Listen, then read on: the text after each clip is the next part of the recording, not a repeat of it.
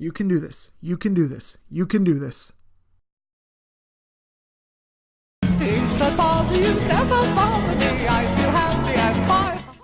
You can't do this. We're already doomed. Abandon ship. Get out. Why would you think this is a good idea?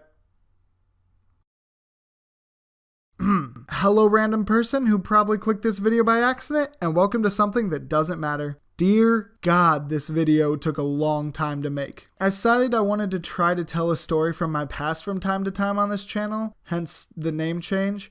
Well, that and the fact that I'm no longer in college, so it doesn't make much sense. Good job past me, really future-proofed your content there, buddy. But anyways, I've been thinking, and I really want to tell some stories about things that have happened to me in my life, because frankly, I don't want to forget my stories. I kind of think that's a big chunk of who we are. And also, I wasn't going to let something like my complete lack of artistic talent get in the way. So if you can put up with that, you'll be my best friend. Thank you.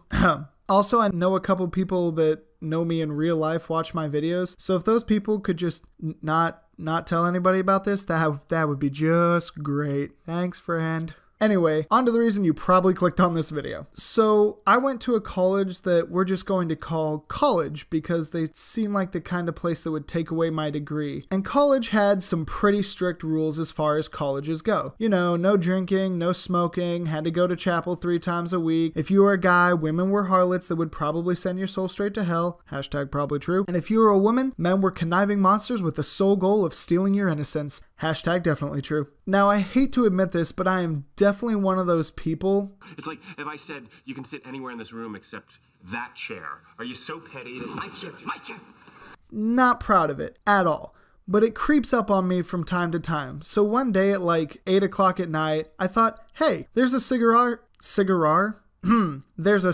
shop like 3 blocks from campus. And sure, I can't smoke, but there's no rule saying I can't stand in the cigar shop, is there? Yeah, I was that petty. So I called up this girl I know. Let's call her wife, because she would eventually become my wife. Yeah, that seems good. That's clever. And I was like, hey, do you want to go on a walk with me? This wasn't really part of the rebellious thing. I just really was looking for any excuse to see her, talk to her, be near her, be awkward around her. I wasn't like dragging her into my petty games or anything. So we meet up and we start walking there. Now, before I go any further, you should know that the town that college was in was not super safe. And walking around at like 8 o'clock was pretty much like walking around at 4 a.m. in a bad part of Chicago. So anyway, we're walking and we get about a block away from the cigar shop and this guy walks up to us. No, walks isn't the right word. He kind of flops up to us in such a way. No, wait, he had facial hair. That's important. Well, actually, no, that's not important. But whatever, he had facial hair. Anyway, he kind of flops over to us in such a way that I couldn't tell what he was on, but I knew he absolutely wasn't sober. Because sober people, well, they can't do that. So as he's walking towards us, he's wearing a coat, and he gets right up to us, and you can very clearly see the outline of a gun in his pocket. And I'm not talking like, oh, he's sticking his hand in his pocket so it looks like a gun. I'm talking the outline of a gun with the tip of the hammer peeking over the top of the pocket. So he says to us,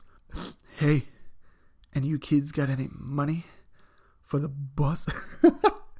That's a terrible accent. What am I doing? Like, drunk moron? I don't know, like fill in from an after school special, whatever, I'm keeping it. And see, him asking if we had any money for the bus was a little bit of a tip off for me because of the small fact that our town did not have a bus. So my mind starts to play how this goes. Scenario 1, we pull out our wallets and give him some money, and boom, we're giving him all of our money, and maybe he kills us because, you know, drugs. Scenario 2, I say, no, we're not giving you any money. He says, yes, you are. And then again, maybe kills us because drugs. So clearly, neither of those bodes too well for me or wife. So my mind's rushing a mile a minute and I come up with this plan. But it was going to require acting, like channeling the greatest actors of all time. Robert De Niro, Tom Hanks, Leonardo. No, DiCaprio, you idiot. Pay attention. Focus. Come on, you can do this. Sorry, man. I left my wallet back on campus.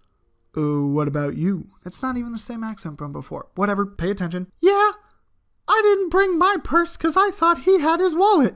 You ain't giving nothing to the homeless? Man, you.